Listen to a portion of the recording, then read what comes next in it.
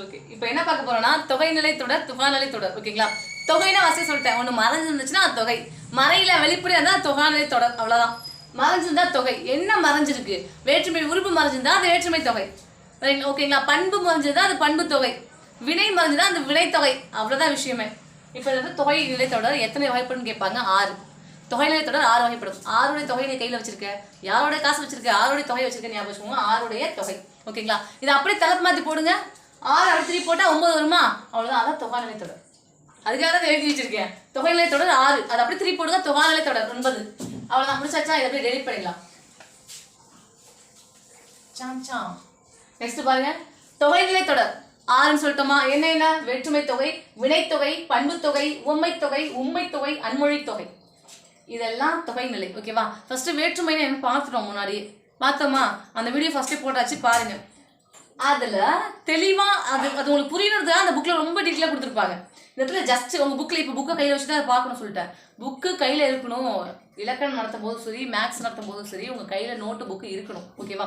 Maths நடத்தும் போது note இருக்கணும், தமிழ் இலக்கணம் நடத்தும் போது அதோட புக்கு இருக்கணும். அப்போ தான் நான் சொல்கிறதுக்கும் அவங்க கொடுத்துருக்கிறதுக்கும் கரெக்டாக இருக்கான்னு நீங்கள் பார்க்க முடியும். ஓகேவா? வேற்றுமை தொகை. இப்போ தலை வணங்கினேன் அப்படின்னா தலையால் தான் வணங்கினேன். ஓகேவா? காலில் கும்பிட்டு செருப்பு அடிச்சிட்டாங்க, செருப்பாலே அடிச்சிட்டா தெரியுமா அப்படி சொல்லுவாங்கல்ல, அது மாதிரி தலை வணங்கினேன் அப்படின்னா தலையால் வணங்கினேன் அர்த்தம். அப்போ அந்த இடத்துல ஆள் மறைஞ்சிருக்கு. அப்போ எது மறைஞ்சிருக்கோ அது அதுக்கான தொகை. மறைஞ்சிருந்தாலே தொகைன்னு சொல்லியாச்சு. கரெக்டாக? மறைஞ்சிருந்தா அது போய் தொகை. என்ன மறைஞ்சிருக்கு? ஆள். ஆள்னா என்ன அர்த்தம்? ஆள். 2ஆம் வேற்றுமை, 3ஆம் வேற்றுமை. அப்போ 3ஆம் வேற்றுமை மறைஞ்சிருக்கு, அதனால 3ஆம் வேற்றுமை தொகை. மறைஞ்சதா போய் தொகை, 3ஆம் வேற்றுமை தொகை. அவ்வளோதான். ஓகேவா? கபிலரது பாடல் அப்படின்றது பதிலாக கபிலர் பாடல். அவ்வளோதான். கபிலர் பாடல் தான் போட்டிருப்பாங்க. இது கபிலர் பாடல் அப்படின்னு போட்டிருப்பாங்க. நம்ம எப்படி புரிஞ்சுக்கணும்? அது கபிலரது பாடல் புரிஞ்சுக்கணும். அந்த இடத்துல அது மறைஞ்சிருக்கு. அதுன்னா 6ஆம் வேற்றுமை. இப்போ 6ஆம் வேற்றுமை தொகை. திருவள்ளுவர் திருக்குறள் இயற்றினார். கரெக்டு தானே? திருக்குறள் இயற்றினார். நம்ம எப்படி புரிஞ்சுக்கிறோம் அதை? திருவள்ளுவர் திருக்குறளை இயற்றினார். அப்ப இடத்துல மறைஞ்சிருக்கு. ஐன்றது 2ஆம் வேற்றுமை உறுப்பு. அப்ப 2ஆம் வேற்றுமை உறுப்பு மறைஞ்சிருக்கு, அதனால 2ஆம் வேற்றுமை தொகை. மறைஞ்சதா அது தொகை, அதனால 2ஆம் வேற்றுமை தொகை. ஓகேவா? அவ்வளவுதான் வேற்றுமை தொகை. மீதி இருக்கிறதெல்லாம் கீழே ஆப்ஷன்ல புக்கு பாருங்க. சும்மா ஓகே கரெக்டாக கொடுத்துருக்காங்களா, ஆமா கொடுத்துருக்கான்னு சொல்லிட்டு இது மாதிரி நடத்துனதுனால நம்ம நெக்ஸ்ட் ஸ்கிப் பண்ணிட்டு போறோம். இந்த வேற்றுமை தொகையில் ஏதாவது டிஃப்ரெண்டா இருக்கானா? ஆமாங்க இருக்கு. உருபும் பயனும் உடற்தொக்கு தொகைன்னு ஒன்று கொடுத்துருக்காங்க. என்ன அப்படி உருபும் பயனும் அப்படின்னா என்ன உருபு மறைஞ்சிருக்கோ அது அதுக்கான தொகைன்னு சொன்னோம். ஓகேவா? உருபு மட்டும் மறைஞ்சிருந்தா பரவாயில்லையே, உருபுக்கான விஷயமும் சேர்ந்துல மறைஞ்சிருக்கு, உருபுக்கான பயனும் சேர்ந்துல மறைஞ்சிருக்கு. அப்படின்னா இப்போ தலை வணங்கினேன் அப்படின்னா தலை வணங்கினேன், தலையால் வணங்கினேன். தலை வணங்கினேன்னா உங்கள்கிட்ட இப்போ தலை வணங்குறேன் அப்படின்னா கும்பிடுறேன் அப்படின்னா தலையால் வணங்கினேன். அந்த ஆள் மட்டும் தான் மறைஞ்சிருக்கு, அதாவது உருவு மட்டும் தான் மறைஞ்சிருக்கு, அதனால அது அதுக்கான தொகைன்னு சொல்லிட்டோம். பட் உருவு மட்டும் மறையாம அதுக்கான பயனும் சேர்ந்து மறைஞ்சிருக்குன்னா அது எப்படி மறையும் பாசு அப்படின்னா அங்க பாருங்க, பால் குடம் இருக்கா? பால் குடம் இருக்கா? பாலை உடைய குடம். பால் குடம் இங்க பால் இங்க குடம் இருக்கும், ரெண்டு சேர்த்து பால் குடம்னு சொல்றோமா? இல்ல பால் குடம் அப்படின்னா பாலை உடைய குடம். அந்த குடத்துல பால் இருக்கு, அவ்வளவுதான். அதனால அது பேரே பால் குடம். ஓகேவா? இப்போ பாலை அப்படின்ற 2ஆம் வேற்றுமை உருவு வந்துருச்சா? பாலை உடைய குடம், பாலை உடைய குடம், அதோட பயனும் வருது. பாலை உடைய வச்சிருக்கு, அந்த குடத்துல வச்சிருக்கு. பாலை உடைய குடம். அப்ப 2ஆம் வேற்றுமை உருவும் பயனும் உடன்தொக்கு தொகையும். அதான் அதுக்கான ஆன்சர். 2ஆம் வேற்றுமை பால் குடம் கொடுத்துட்டு 2ஆம் வேற்றுமையா 2ஆம் வேற்றுமை உருவும் பயனும் உடன்தொக்கு தொகையுமான்னு கேட்டாங்கன்னா 2ஆம் வேற்றுமை உருவும் பயனும் உடன்தொக்கு தொகைன்னு சொல்லிடணும். ஓகேவா?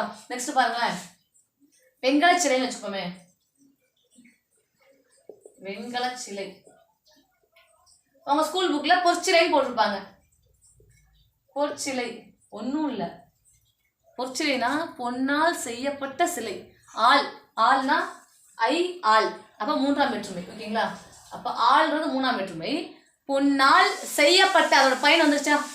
செய்தன்ற பயன் வந்துருச்சா? அவ்வளவுதான். உருவும் பயனும் உடன்தொக்கு தொகையும். நெக்ஸ்ட் சொல்லிருப்பாங்க மாட்டு கொட்டகைன்னு கொடுத்துருப்பாங்க ஸ்கூல் புக்ல. மாட்டு கொட்டகைனா சாதாரண கொட்டகை இல்ல, மாட்டுக்கு கட்டப்பட்ட கொட்டகை அது. மாட்டு கொட்டகைனா மாட்டுக்கு, ஆட்டு கொட்டகை அப்படின்னா ஆட்டுக்கு கட்டப்பட்ட கொட்டகை. அப்ப கூ அப்படின்ற 4ஆம் வேற்றுமை வந்துருச்சு, கட்டப்பட்ட அப்படின்ற பயனும் வந்துருச்சு. அப்ப உருவும் பயனும் உடன்தொக்கு தொகையும். 4ஆம் வேற்றுமை உருவும் பயனும் உடன்தொக்கு தொகையும். எதுக்கு? மாட்டு கொட்டகைக்கு. ஓகேவா? அவ்வளவுதான். உருவு மட்டும் மறையாம விஷயம் அதோட பயன் சேர்ந்து மறைஞ்சிருந்துருச்சுன்னா அது ஒன்றும் வேணாம். உருவோட சேர்ந்து வேற ஏதாவது வார்த்தைகள் இருக்கு அப்படின்னா அது அவ்வளவுதான். உருவும் பயனும் உடன்தொக்கு தொகையும். ஒரு உருவு மட்டும் மறைஞ்சிருக்குன்னா அது எதுக்கான உருவுன்னு பார்த்தா அதை அப்படியே போட்டுடலாம். ஓகேவா? ஒன்றும் இல்லை, தொகைனா மறைஞ்சிருக்கு, அது உள்ள என்ன மறைஞ்சிருக்கு? பண்பு மறைஞ்சிருந்தா பண்பு தொகை. வேற்றுமை உருவு மறைஞ்சதா அது எத்தனாவது வேற்றுமை அத்தனாவது தொகை, அவ்வளோதான் முடிஞ்சிருச்சு. இதான் வேற்றுமை தொகை. ஓகேவா? அப்போ நம்ம என்ன பண்ணுறோம், இதையும் அழைச்சிடறோம். இருக்கட்டும் ஒரு பேசி வினைத்தொகை பாருங்க. வினைத்தொகை 3 காலங்களும் காட்டும். வினை அந்த வினை மறைஞ்சிருக்கும், அதனால வினைத்தொகை அப்படின்னு வச்சுப்போமே. இதுக்கு காலம் கறந்த பெயரெச்சம் அப்படின்னு நன்னூல் சொல்லுது. காலம் கறந்த பெயரெச்சம். பெயரெச்சம்னா ஆ வரணுமா? ஆ வரணுமா? ஆடிய கொடி, ஆடிய கொடி, ஆடும் கொடி, ஆடுகின்ற கொடி, ஆடுகின்ற கொடி, ஆடு கொடி அப்படின்றது வினைத்தொகை. எப்படிலாம் பிரிக்கலாமா? வினைத்தொகைக்கு ஸ்கூல் புக்கில் கொடுத்துருப்பாங்க உங்களுக்கு. 3 காலத்தையும் உள்ள மறைஞ்சு வச்சிருக்கணும். அந்த வினைக்கான 3 காலத்தையும் அந்த வினை நடந்திருக்கணும். இறந்த காலம், எதிர்காலம், நிகழ்காலம் சொல்லிட்டு 3 காலத்தும் இருக்கணும். காலம் கறந்த பெயரச்சமா இருக்கணும். அப்படி இருக்கணும், இப்படி இருக்கணும், பில்டப் போடுவாங்க. அதெல்லாம் ஒன்றும் கிடையாது. வினைத்தொகைக்கு நமக்கு தேவை மார்க்கு. இங்கே பிஹெச்டி தமிழில் கூட நமக்கு ஒன்றும் ஒரு பிரயோஜனமும் கிடையாது. அதனால நீங்கள் இதெல்லாம் யோசிக்காதீங்க. வினைத்தொகைக்கு நான் சொல்கிற ஒரே ஃபார்முலா மட்டும் பாருங்கள், அவ்வளோதான். வினைத்தொகையை பிரிக்கணும். ஃபஸ்ட்டு ரெண்டு ஃபார்முலா. ஒன்று வந்து அதை பிரிக்க முடியும். வினைத்தொகையாக இருந்துச்சுன்னா கீழே ஆப்ஷனை பாருங்கள். எதை 2ஆக பிரிக்க முடியுதோ அது வினைத்தொகையாக இருக்க 50%, 50% வாய்ப்பு இருக்குது. இன்னொன்று 2ஆக பிரிச்சிருக்கோம் இல்லையா, அதில் முதல் விஷயம் கண்டிப்பாக கட்டளையாக மட்டும்தான் இருக்கணும். அவ்வளோதான். வினைத்தொகைக்கு நம்மளோட ஃபார்முலா 2 தான். ஒரு விஷயத்தை 2ஆக பிரிக்க முடியணும். 2ஆக பிரிச்சிருக்கோம்ல. இப்போ இங்கே ஒன்று ப்ளஸ்ஸு இங்கே ஒன்று பிரிச்சிருக்கோன்னா அதோட முதல் கண்டென்ட்டு கட்டளையாக மட்டும்தான் இருக்கணும்.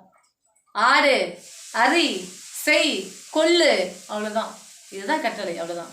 இப்போ ஃபஸ்ட்டு சொன்னால ஆடு கொடின்னு, ஆடு கொடி. இப்போ ஆடு கொடின்னு வச்சுக்கோங்களேன். ஆடு கொடி எப்படி பிரிப்பாங்க? ஸ்கூல் புக்கில் கொடுத்துருப்பாங்களாமா? ஸ்கூல் புக்கில் கொடுத்துருப்பாங்க ஆடு கொடின்னு. ஃபஸ்ட்டு நம்மளோட ஃபஸ்ட்டு ஃபார்முலா என்னது? 2ஆக பிரிக்க முடியணும். அது எப்படி பிரிக்கலாம்?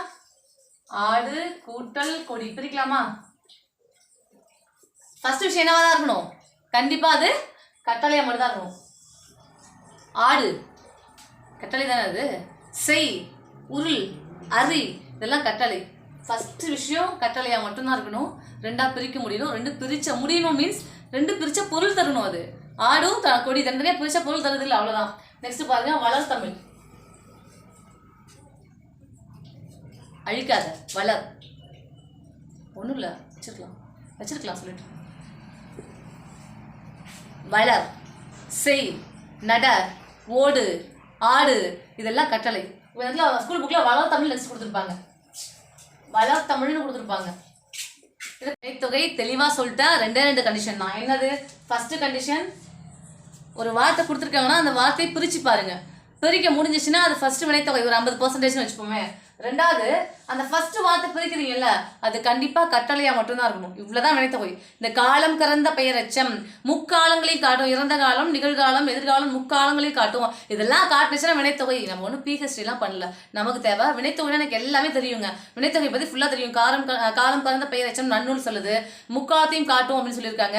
இதெல்லாம் வந்து வினைத்தொகைன்னு சொல்லிட்டு வினைத்தொகைக்கு நீ ஒரு பேராகிராஃபே சொன்னாலும் அவங்க கேட்ட கொஸ்டினுக்கு ஆன்சர் தெரியுமா இல்லையா, அவ்வளோதான். அந்த ஓஎம்ஆர் ஷீட் கேட்கும். ஓகேவா? அப்போ நமக்கு தேவை இதுக்கு ஆன்சர் மட்டும்தான். வினைத்தொகைக்கு 2 ஃபார்முலா மட்டும் யூஸ் பண்ணுங்க. என்னது? ஃபர்ஸ்ட் என்னது? 2ஆக பிரிக்க முடியும். ஃபர்ஸ்ட் வார்த்தை கட்டளையாக மட்டும்தான் அமையும். ஓகேவா? நான் ஒரு எக்ஸாம்பிள் சொல்லட்டுமா? அரி, ஓடு, செல், கொல் இது எல்லாமே கட்டளை. கரெக்டா? அறிவாள், ஊறுகாய், ஆடு கொடி, வளர் தமிழ், வளர், ஆடு இது எல்லாமே. வளர்னாலும் வளர் அது ஒரு கட்டளை தான். வெட்டு அது ஒரு கட்டளை தான். எல்லாமே ஒரு கட்டளை. இப்போ ஸ்கூல் புக்லேயே கொடுத்துருப்பாங்க. என்ன கொடுத்துருக்காங்க? ஆடு கொடி, ஆடு கூட்டல் கொடி பிரிக்க முடியுது. பிரிச்ச பொருள் தருது. அப்போ ஒரு 50% கண்டிப்பாக அது வினைத்தொகையாக இருக்க வாய்ப்பு இருக்குது. ஓகேவா? அப்போ ஃபர்ஸ்ட் என்ன பார்க்கணும்? நெக்ஸ்ட்டு ஃபர்ஸ்ட் பகுதி கட்டளையாக மட்டும் தான் அமையணும். ஓகேவா? அப்போ கண்டிப்பாக இது கட்டளை தான். ஆடு, ஓடு, நட, படி இது எல்லாமே என்னதான்? கட்டளை தான். அப்போ இது கட்டளை தான். அப்போ இது ஃபர்ஸ்ட் 100% என்னதான்? வினைத்தொகை தான். வினைத்தொகைக்கு காலம் கறந்த பெயராச்சும் நன்னூல் சொல்லுது. அதெல்லாம் ஓகே தான். நமக்கு தேவை 2 ஃபார்முலா. 2 பிரிக்க முடியும். ஒரு வார்த்தையை 2ஆக பிரிக்கலாம். ஃபர்ஸ்ட் பகுதி இது கண்டிப்பாக கட்டளையாக மட்டும் தான் அமையும். அப்படி அமைஞ்சிச்சுன்னா அது கண்ணை மட்டும் இது தாண்டா வினைத்தொகைன்னு போட்டுடலாம். ஓகேவா? அங்கே எக்ஸாமில் உட்காந்துட்டு கீழே இருக்க 4 ஆப்ஷன்லையுமே முக்காலத்து விரிச்சு பார்க்காதீங்க. எல்லாமே இந்த லட்சத்தில் எல்லாமே விரியும். எல்லாமே 3 காலத்தில் ஒர்க் அவுட் ஆகிற மாதிரி தான் இருக்கும். ஓகேங்களா? இப்போ ஊறுகாய் அப்படின்னா ஊறிய காய், ஊறுகின்ற காய், ஊறும் காய் அப்படின்னு பிரிப்போம். இதெல்லாம் வினைத்தொகை. ஊறுகாய் நமக்கு ரிப்பீட் கேட்கக்கூடிய கொஸ்டின் அதெல்லாம். அறிவாள், ஊறுகாய், அப்புறம் என்ன செய்தொழில், செய், அது செய்யறது கட்டளை தான், பிரிக்க முடியும். செய் கூட்டல் தொழில் பிரிக்க முடியும். செய் அப்படின்னா செய்யற கட்டளை. அப்ப செய் தொழில் அப்படின்றது என்னதான் வினைத்தொகை தான் அப்படின்றாங்க. வினைத்தொகை முடிச்சாச்சு, வேற்றுமை தொகை முடிச்சாச்சு, உருவும் பயனும் உடன் தொக்கு தொகையும் முடிச்சாச்சு. தெளிவா? ஓகே. நெக்ஸ்ட் பண்பு தொகை. தொகைனா ஃபர்ஸ்ட் என்ன சொல்லியிருக்கோம்? தொகை அப்படின்னாவே எது மறைஞ்சிருக்கு?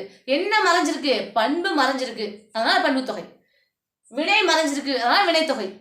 வேற்றுமை உருவு மறைஞ்சிருக்கு, அதனால வேற்றுமை தொகை. என்ன உருவு மறைஞ்சிருக்கு? இரண்டாம் வேற்றுமை உருவு மறைஞ்சிருக்கா? மூன்றாம் வேற்றுமை உருவு மறைஞ்சிருக்கா? மூன்றாம் வேற்றுமை உருவு மறைஞ்சிருந்தா அது மூன்றாம் வேற்றுமை தொகை. மறைஞ்சிருந்தா தொகை. மூன்றாம் வேற்றுமை உருவு மறைஞ்சிருக்கு, அதனால மூன்றாம் வேற்றுமை தொகை அப்படின்னு சொல்லிடுவோம். ஓகேவா? நெக்ஸ்ட் பாருங்க, பண்பு தொகை. பண்பு மறைஞ்சிருக்கா? என்னத்தை நீங்க பண்பு பண்புன்னு சொல்றீங்க? ஸ்கூல் புக்ல ஆகிய, ஆன, இதுதான் பண்பு உருவுன்னு சொல்றாங்க. இதெல்லாம் மறைஞ்சிருந்துச்சுன்னா அது பண்பு தொகை அப்படின்னு ஸ்கூல் புக்ல சொல்லியிருக்காங்க. நமக்கு 10th பப்ளிக் எக்ஸாமுக்கு நம்ம மேம் என்ன சொல்லியிருக்காங்க? பிரிச்சு பாருங்க. மை வருதா? இது கண்டிப்பா 100% என்னதான்? பண்பு தொகை தான். ஓகேவா? ஸ்கூல் புக்லயே நமக்கு கொடுத்துருப்பாங்க. என்ன கொடுத்துருக்காங்க? வெண்ணிலவுன்னு கொடுத்துருப்பாங்க. வெண்ணிலவு. அப்புறம் கருங்குவளைன்னு கொடுத்துருப்பாங்க. கருங்குவளை. எழுத்து தெரியலன்னு பார்க்காதீங்க, எழுதுறதே கேவலமா தான் எழுதிருக்கேன். ஓகேவா? கருங்குவளைன்னு கொடுத்துருப்பாங்க, வெண்ணிலவுன்னு கொடுத்துருப்பாங்க. ஓகேவா? பேசுறது புரியுதுல்ல? கேளுங்க காதல போதும். வெண்ணிலவுன்னு எப்படி பிரிப்போம்? வெண்மை கூட்டல் நிலவு. ஓகேவா? அப்ப மை வருதா? நம்மளோட ஃபார்முலா படி 100% கரெக்ட். இது பண்பு தொகை தான். பட் ஸ்கூல் புக்ல என்ன சொல்லியிருக்காங்க? வெண்மையான நிலவு. அப்ப ஆன ஆகிய வருதா? ஆன ஆகிய மறந்து வந்துச்சு அப்படின்னா அது பண்பு தொகை தான் அப்படின்னு ஸ்கூல் புக்ல சொல்லியிருக்காங்க. ஆகிய, வெண்மையாகிய நிலவு. கருமையான, வெண்மையான நிலவு, கருமையான குவளை. கருமையான குவளை. எப்ப ஆன வருது? ஆன ஆகிய மறைஞ்சு வந்துச்சுன்னா, ஆன ஆகின்றது பண்பு உருவு. அப்ப பண்பு உருவு மறைஞ்சு வந்துச்சுன்னா அது பண்பு தொகை அப்படின்றாங்க. இன்னொன்னு மை விகுதி. பிரிக்கும் போது கண்டிப்பா மை விகுதி இருக்கணும் அப்படின்றாங்க. ஓகேவா? வெண்மை கூட்டல் நிலவு, கருமை கூட்டல் குவளை, மை மை வருதா? அவ்வளவுதான் பண்பு தொகை அப்படின்றாங்க. தாண்டி நீ ஒண்ணும் போக வேணாம். நம்ம பண்பு பெயர் படிச்சிருப்போம். பண்பு பெயர் படிச்சிருப்போம். என்ன படிச்சிருப்போம்? நிறம், 7 அறுசுவை, 7 நிறம், வடிவங்கள், வட்டம், சதுரம், முக்கோணம், இதெல்லாம் வடிவங்கள். மற்றபடி குணம், இது எல்லாமே, இது எல்லாத்த பற்றி சொல்றது எல்லாமே என்ன சொல்லுவோம்? அளவை பெயர்கள், எண்கள், இது எல்லாமே என்னது? பண்பு பெயர். அதாவது இன்னொரு பேர், அதுக்கு இன்னொரு பேர் குணப்பெயர். ஓகேவா? அதே மாதிரி இந்த இடத்துல ஆகிய, ஆனா அப்படின்றது மறைஞ்சு வந்துருந்துச்சு அப்படின்னாவே இது பண்பு தொகை அப்படின்னு சொல்றாங்க. நெக்ஸ்ட் பண்பு தொகையில அவனுக்கு கொடுக்குறாங்க. எப்படி வேற்றுமை தொகையில உருவும் பயனும் உடன்தொக்கு தொகையும் பார்த்தோமோ அதே மாதிரி பண்பு தொகையில இருபெயரட்டு பண்பு தொகைன்னு பாக்குறோம். ஓகேவா? இப்போ நான் ஒரு எக்ஸாம்பிள் சொல்றேன் பாருங்களேன். பண்பு தொகைக்கு என்ன வரணும்? ஆகிய, ஆனன்னு வரணும். ஓகேவா? இங்க பாருங்க. வாழை ஆகிய மரம், ஆகிய மரம். பனையாகிய மரம். விஷயம் என்னன்னா வாழை மரம், பனைமரம், அவ்வளவுதான். பனை மரம் உங்க ஸ்கூல் புக்ல தான் கொடுத்துருப்பாங்க. இதுவே பார்த்துப்போமே. பனைமரம், பனைமரம். மரம், ஒரு வேப்ப மரத்தை கை காட்டி திஸ் இஸ் மரம், கரெக்ட் தானே? ஒரு ஆலமரத்தை கை காட்டி திஸ் இஸ் மரம், கரெக்ட் தானே? ஒரு வாழை மரத்தை கை காட்டி இது பேர், இதுக்கு பேர் மரம், கரெக்ட் தானே? அப்படித்தானே? ஒரு அரச மரத்தை கை காட்டி இதுக்கு பேர் மரம் அப்படின்னா கரெக்ட் தானே? மரம் தானே? அவ்வளவுதான். மரம்ன்றது எதுக்கு? புது பெயர். புது பெயர் இருக்கா? ஆனா ஒரு வேப்ப மரத்தை கை காட்டி இது வாழை அப்படின்னு சொல்ல முடியாது. ஒரு ஆலமரத்தை கை காட்டி இது பனை அப்படின்னு சொல்ல முடியாது. இது சிறப்பு. ஒரு மரத்தை அதுக்கான பேரை, சிறப்பு பெயர் ஒன்று இருந்துச்சுன்னா அது அதுக்கு மட்டும் தான் பொருந்தும். அப்ப பனை அப்படின்றது சிறப்பு பெயர், அது பனை மரத்தை மட்டும் தான் குறிக்கும். மரம் அப்படின்றது எல்லாத்தையும் குறிக்க முடியும். மரம்னா ஒரு பொது பெயர், அவ்வளவுதான். ஒரு பொது பெயரும் ஒரு சிறப்பு பெயரும் ஒன்னா இருந்துச்சு, ஒரே விஷயத்தை குறிக்குது அப்படின்னா அது இருபெயரட்டு பண்பு தொகைன்னு சொல்றாங்க. இவ்வளவுதான். ஒரு பொது பெயர் இருக்கணும், அதுக்கு முன்னாடி ஒரு சிறப்பு பெயர் இருக்கணும். இப்படி இருந்துச்சுன்னா இருபெயரட்டு பண்பு தொகை. உங்களுக்கு புரியணும்னா 2 பேர் ஒன்னா இருக்குது, ரெண்டுமே ஒரே பொருள் தான். மரம்னாலும் மரம் தான், பனைனாலும் மரம் தான். 2 பேர் இருக்காங்க, இருபெயரட்டு பண்பு தொகை அப்படின்னு ஞாபகம் வச்சுக்கோங்க. ஓகேவா? நெக்ஸ்ட் போலாமா? ஓமை தொகை பாருங்க. ஓமை உருவம் நல்லாவே தெரியும். நமக்கு தெரிஞ்சதெல்லாம் 10th பப்ளிக் எக்ஸாம் எல்லாம் எழுதிருப்போம். ஓமை தொகை வந்து பண்ணுங்க. ஓமை அணி எழுதுங்கன்னா அகழ்வாரை தாங்கும் நிலம் போல தம்மை இகழ்வார் பொறுத்தல் தலை. அந்த போல பார்த்துருப்போமா? மண்ணை நோன்னா அது கம்முன்னு இருக்குல்ல, அது மாதிரி ஒன்னையாவது நோன்னா நீ கம்முன்னு இருக்கணும் அப்படின்னு சொல்றது அதோட பொருள். ஓகேவா? அந்த இடத்துல போல அப்படின்னு வந்திருக்குமா? போல, புறைய, அன்ன, இன்ன, மான, கடுப்ப, இதெல்லாம் வெளிப்படையா வந்துச்சுன்னா அது ஓமை அணி. இதெல்லாம் மறைஞ்சு வந்துருந்துச்சுன்னா அது எடுத்துக்காட்டு ஓமை அணி அப்படின்னு நம்ம பார்த்துருப்போம், எல்லா இடத்துல பார்த்துருப்போம். இந்த இடத்துல என்ன பார்க்க போறோம்? அது மறைஞ்சிருக்கு அப்படின்னா ஓமை தொகை. ஓமை உருவு மறைஞ்சதா அது ஓமை தொகை. தொகைனா மறைஞ்சிருக்கு. என்ன மறைஞ்சிருக்கு? ஓமை உருவு மறைஞ்சிருக்கு. போல, போன்ற, அவ்வளவுதான். இதுதான் அதிகபட்சமா வரும். போல, போன்ற. இப்ப தெளிவா ஏதாவது ஒரு எக்ஸாம்பிள் சொல்றேன் பாருங்களேன். மலர் விழி. பாப்பமா? மலர் விழி. மலர் எப்படி இருக்கும்? ஒரு தாமரை வச்சுப்போமே, எப்படி இருக்குமா? வயத்தரில் கொஞ்சம் மோசமா இருக்கு, அட்ஜஸ்ட் பண்ணிக்கோங்க. இது தாமரைன்னு வச்சுக்கோங்களேன். தாமரை இதழ் எப்படி இருக்கோ அது மாதிரி நம்மளோட கண்ணோட அந்த இதழ் இருக்காமா அழகா. அப்போ மலர் விழி அப்படின்னா மலரோட இதழ் எவ்வளவு அழகா இருக்கோ அதே மாதிரி நம்ம விழி அழகா இருக்கு அப்படின்ற அர்த்தம். அப்போ மலர் போன்ற விழி, இந்த இடத்துல போன்ற அப்படின்ற வார்த்தை வருதா? கயல் விழி, கையெல்லாம் பாருங்களேன் இப்படி இருக்காமா, மீன் இப்படி இருக்கும். அப்போ நம்ம கண் சிமிட்டி எடுக்கிறோம்ல அது வந்து கையெல்லாம் மீன் போன்ற கண்கள் இருக்காமா அழகா.